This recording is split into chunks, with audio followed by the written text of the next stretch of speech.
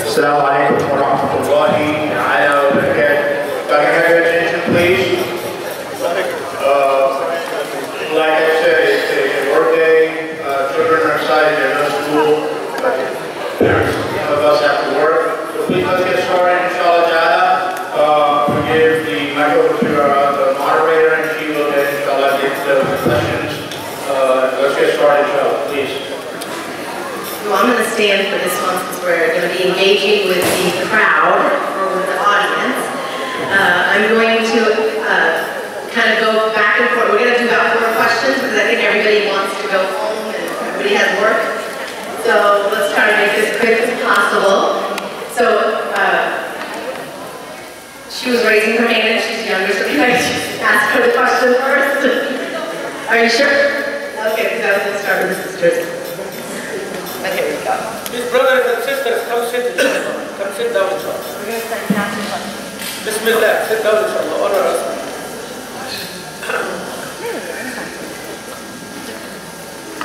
Assalamu alaikum wa rahmatullahi wa barakatuh. I do have a question, but before I ask the question, I know him, Sheikh Mahmoud, since he was a kid. MashaAllah, he was the first Imam when he came to our Masjid, MashaAllah. A kid means 25 years old. Or 24. Okay. MashaAllah, the one thing I got from him, his smile. Contagious smile. So I have a question, why most of the men's side have a smile? I mean, hardly anybody is smiling on this side. Brothers, y'all gotta smile. Yeah. Good. So I would like, the first thing I would like you to, every men's side, start to smile just like him. Look at the smile. Just smile right there, yeah. Especially the one in the back. Please smile. All right. Now it kind of feels like, okay, we are in a community. MashaAllah. Another thing, I have a question. I myself never witnessed my parents, my grandparents, or any of my relatives having any kind of issues, mostly like marital issues or anything like that. Why is that we are having these issues here in this community and younger group? That's my question. And keep on smiling. Okay, so I'm going to give that question to somebody, but I do want to just throw something in there. We do live in a totally different time, as well as a lot of times back then, parents didn't tell kids what was going on. It was just a totally different generation that we're working with. I'm going to give this to Dr. Hamza. So one of the things as a culture is we confuse suppression with being okay. And in a lot of cultures that I've seen is not talking about things or not just, the root of mental health issues is nervous system dysregulation. That's a fancy word for basically we are disconnected from our bodies and from our emotions. And maybe what you witnessed is a lot of suppression that was never low out of. But what's happening is it's intergenerational. It's catching up because what has not been healed from generation to generation is being passed on. And a lot of the people that I work with, I'm always working with them, that when I sit and meet with them, I say, I'm not just looking at you who you are today. We are literally, most of us, children walking around in adult bodies because we've never learned how to manage our nervous system. We've never learned how to actually express our emotions. Culturally, we're told, boys don't cry, so suppress, suppress, suppress. Be strong, tough it up. So we have never actually learned how to actually emotionally regulate ourselves, how to actually talk about feelings. Emotions are seen as a bad thing. And here's the thing, in our brain, there's one switch. When you shut off the negative emotions, you also shut off the good emotions. So we actually need to get more comfortable with understanding emotions, and two, normalizing it's okay to cry, it's okay to be upset, it's okay to get mad, even it's okay to get angry. It's what happens, what you do with those emotions becomes the problem. So I'm not sure if the direct answer to the question is that what we're seeing a lot of intergenerational trauma that is carried on, and we don't understand enough about the nervous system to actually understand, but there is a lot of confusion with suppression as being more okay, and that often leads to actually, the hardest people to work with are the people that don't feel anything. Because when there's emotion, you can actually work with that. But when there's no emotion, they're just numb, they're completely disconnected. And that, they're more challenging because you have to provoke the emotions to actually see where the wound is. Thank you so much, Dr. Hamza. I'm going to go ahead and let the sisters have a question. I know you have your hand raised. One question or two? Go ahead and ask your question. Okay, my first questions are from Jazakallah khair for all of the panelists, for all of your advice and all of your tips. Inshallah, I'll spread around that word. My question is, how can you tell that mental illness becomes genetic? And what are some signs that you can say mental illness comes from like a stress environment? Yeah, what are some resources and how do we tell if it's genetic or if it's not genetic? So I'm going to give that to Dr. Arif. Okay, so, you know, any of us, given a stress, can reach our breaking point. And if that happens, then we can become depressed, we can become psychotic, anything can happen to any of us. So, you know, normal, that's what I say, normal is kind of not clear. Okay. Having said that, when you put too much stress on someone, ultimately they'll break down. You know. Now, when that happens, a lot of times it's dictated by your own life circumstances, your background, what you came up with, you know, how you were raised and all that, environment that you were in. But then also genetics come into play.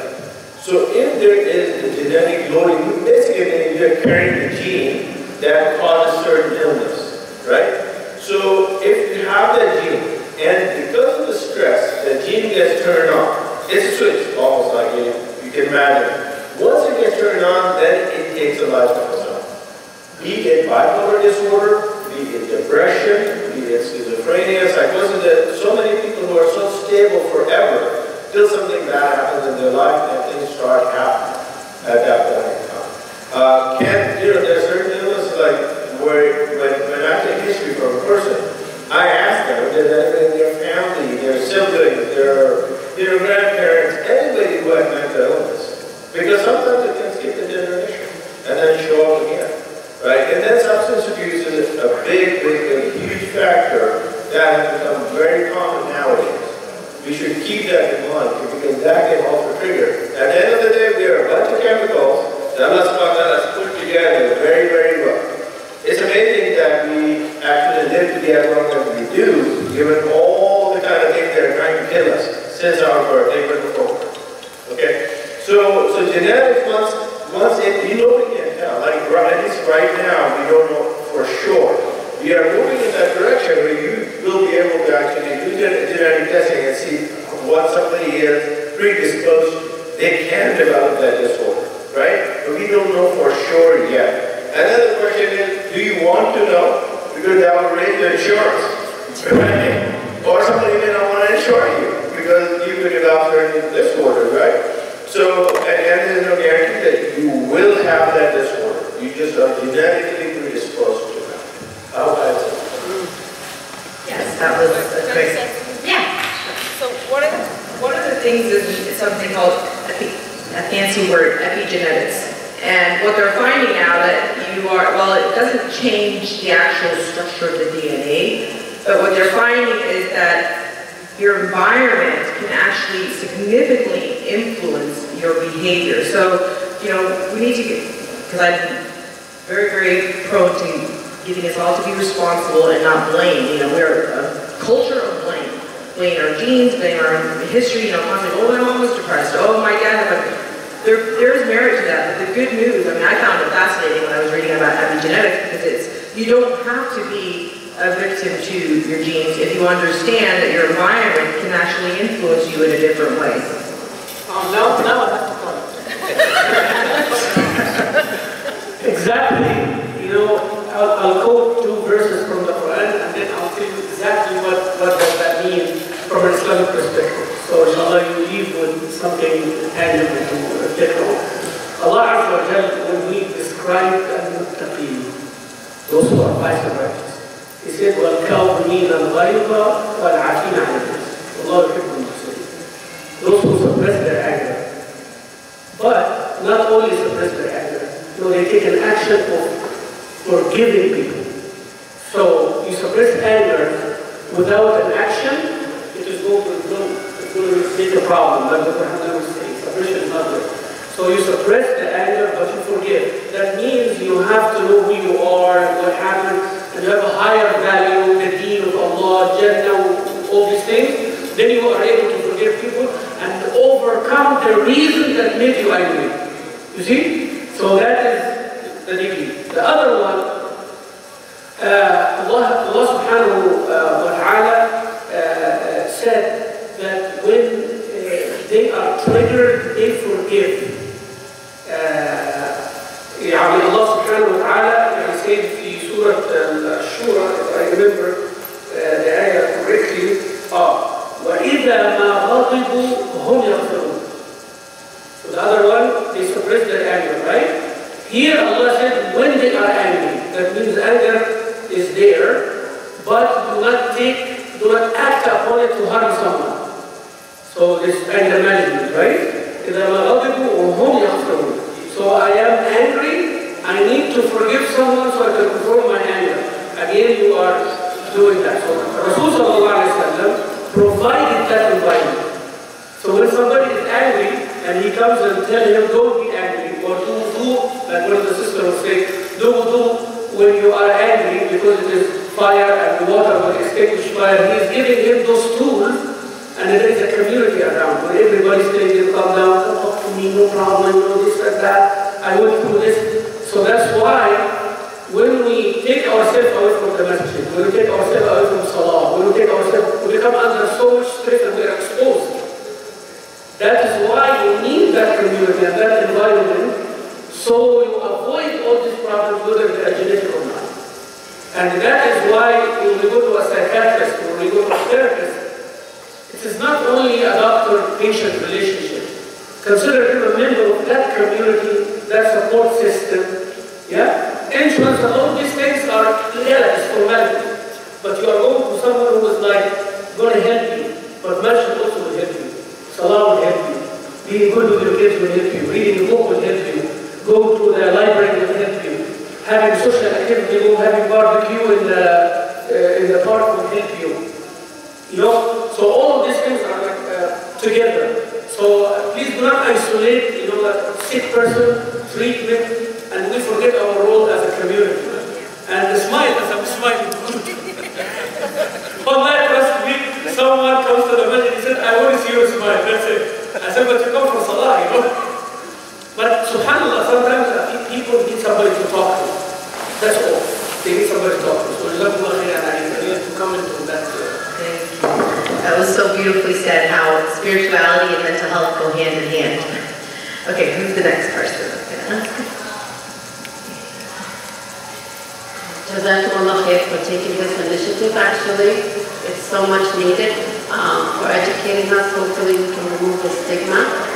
But my question is, what about the massages? What's the massages role in this? You know, we have Quran class, we have Islamic studies class, but this is, I feel like it's also important to have. We need some professional help that would come in and see what's going on in the community. So we're going to give that to Imam Hamza. All right. So inshallah, I can speak on behalf of the organization that I've gone through, and I'm proud that I've gone through, inshallah, came a long way. This is exactly what I just tried to do by this program itself. You know, education. It's not only to ask the questions, we are actually, from your questions, we try trying to know what the community needs, so we can design a class, we can design a course. These sessions are not enough. This is the beginning only. We're scratching the surface. But IGH, inshallah, is working on continuous education. And all, Dr. is here, inshallah, the outreach. And we are talking to this constantly with the Ayman and the executive board, with all those who are involved, that IGH should have like kind of an academy or a continuous education sector that teaches people. I give you one example, and inshallah you can think about it. In Masjid Salam, I'm trying to do one thing, that those who have religious education on one side, and those who have the strong base of secular education on the other side. So I'm establishing my programs around these two to create a hybrid.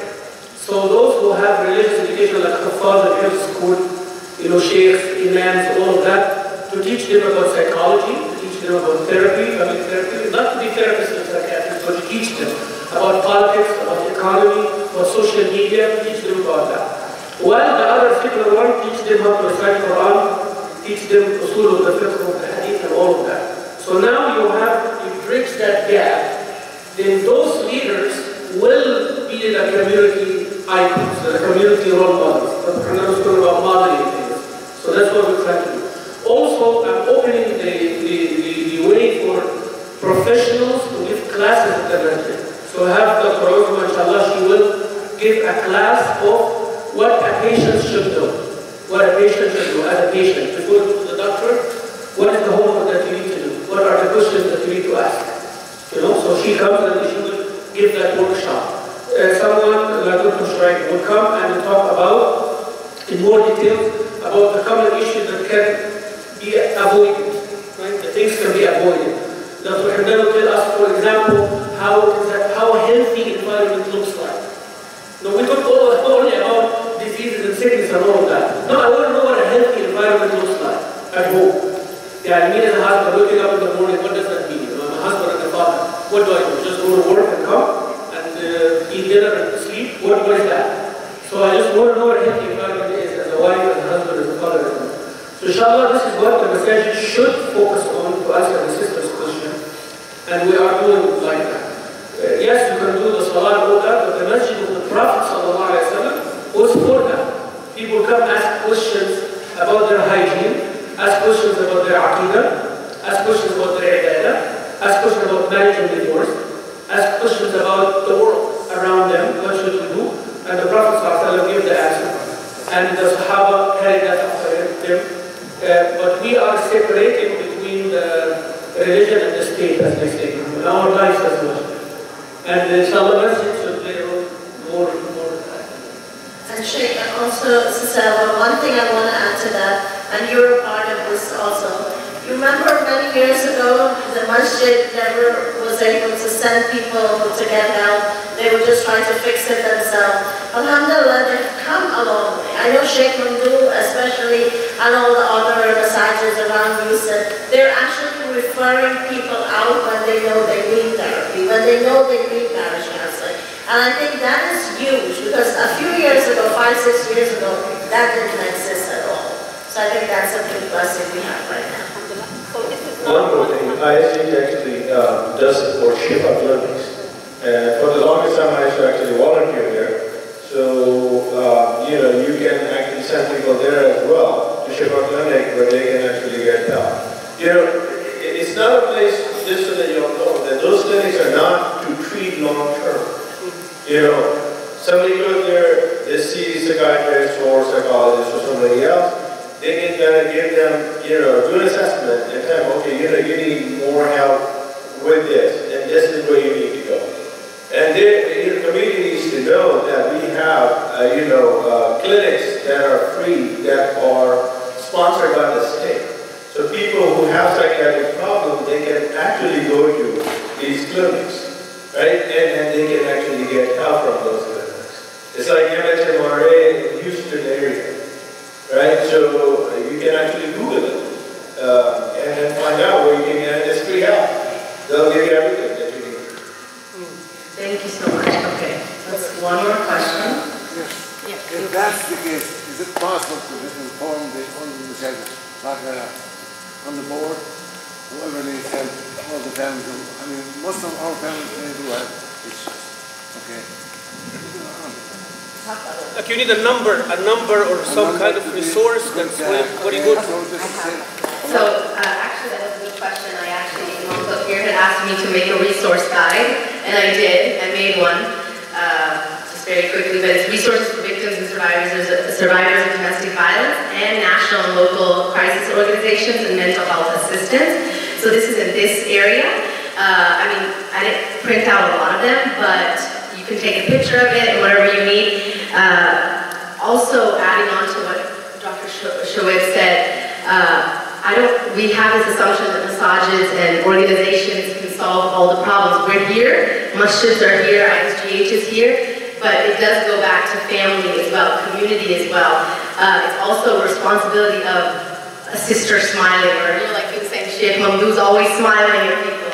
These are types of things we have to be responsible congregants of the masjid as well. We can send them out to mental health facilities or Shifa Clinic or An-Nisa Hope Center or Daya, but there's only so much that these organizations can do.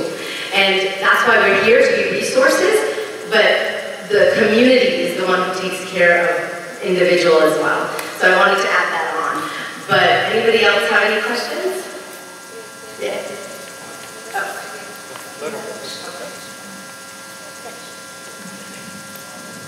So, as a mandated reporter, I'm supposed to be reporting any types of signs or symptoms going on in the school of any type of case, just like to see, I'm assuming, and give it to administration. But for us, we don't have a counselor or a therapist. So it's hard to have that extra resources like, oh, send this child to the therapist or to the counselor during school hours when that's not available for us. So there are students that I feel do need that extra help, but we cannot give them that resource. So what are some outside resources that we can like advise the parents, hey, this is something that we need to speak about, and where should we like locate them to go?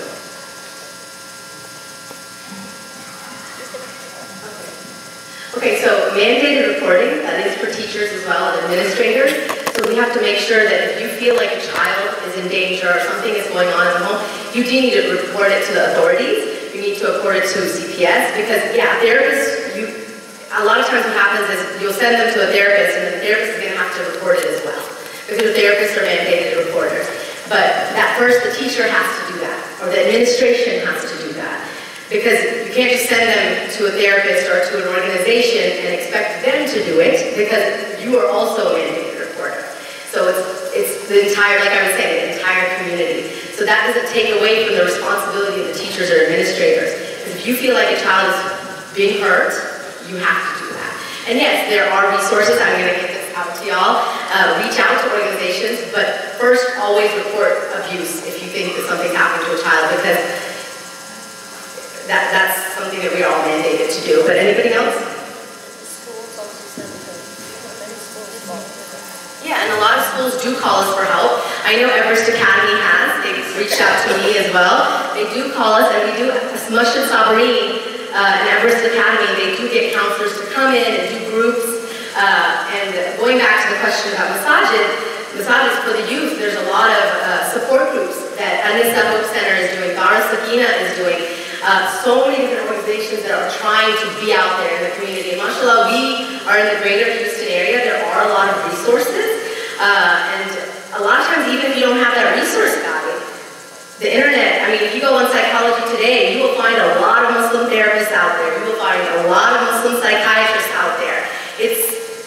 That's why I'm saying it's about community. If you feel like some child or some woman or some man is being abused, you need to go make that first step. Don't put it on somebody else. Don't say, well, that person or that organization, they should have done it. You have a responsibility as well. We all do, individuals. Yes. Okay, this is the last question. One of the things that I realized is the authority figure. The authority figure has an entitlement, like Iblis. This is my wife. I do what I want. I love her so much. I take care of her. I buy the food, I clothe her. So what do you have to say to me? You see what I'm saying? And we have a high rate in the police system and anything in that. Oh, I run 100 people. They come under my command. And when the lady comes home to his wife, and she says, "Can you take the trash?" "What do you mean take the trash out? Get one of the boys to do it." So you see, we have to control our ego in our authority situation. Anybody want to make a comment about that? Please, Sheikh Hamza, and then I think we'll wrap it up after that. Yeah, well, it's very common to confuse authority with power, you know? Like when you have authority, are you claiming that authority for yourself or somebody gave it to you, right? So, the administration gave you authority to do certain things, you're going to have the power to do it or not. So, Allah gave you an authority, what does that authority mean? So basically, having authority is not a bad thing, and having power is not a bad thing. But when you abuse the authority and abuse the power, that's a bad thing.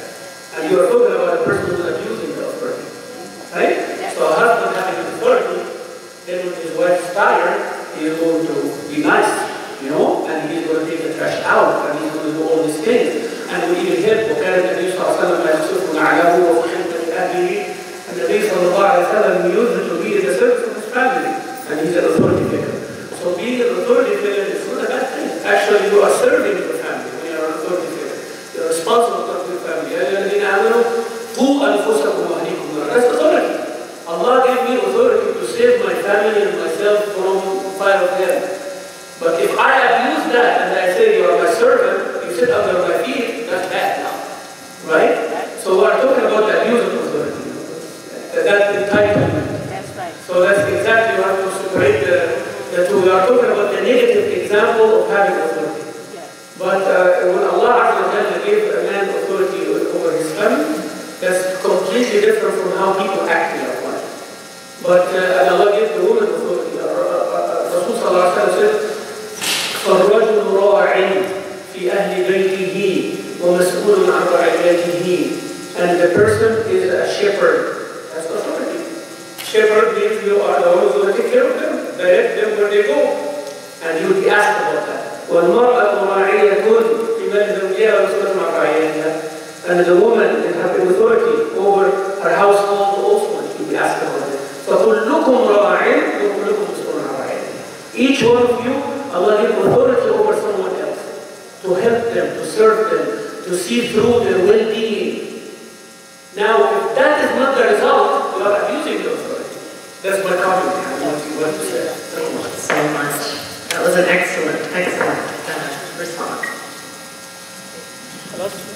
Assalamu alaikum. I'm going to let you go that quick. I do have a few questions, however, I'm going to save those for another time because otherwise we'll be here for a bunch of prayers. I just want to make a comment from my personal experience. We do have halaqas at home. And I feel, and I'm sure everybody will agree, that the solution, the remedy starts at home. So we do have halaqas at home until it was relatively daily. But specific halaqas now that we have, which was from once a month, now it's twice a month since the emergence of COVID, is to discuss anger, also discuss truth, and trust. Because today, those of us that are parents, and I've got an 8- and 9-year-old, and it's not getting any easier, especially in the last couple of years, because you really have to answer like we've been talking about. And so we decided that we're going to sit and we talk about these 3 issues, and anger is one of them. Because kids today, especially I'm seeing, I do get a chance, and Allah has given me an ability to spend a little bit of time, volunteer with the Texas Department of Corrections chaplaincy program. And I tell you, brothers and sisters, I'm seeing more and more children that are being incarcerated. I say the caravan of civilization has been ambushed. And I believe that they've misdiagnosed the disease of the Ummah. We need to find these solutions, and I truly believe it starts at home. And these are the things that I believe in my own family that we do, and so it opens up those doors to be able to contain anger, to stick to truth, and have that trust. I just want to see that. Any other questions? No, we're done. Okay, concluding dua, inshallah ta'ala. And if anybody has any questions, like we said, it is being live cast on Facebook and on the ISGA site.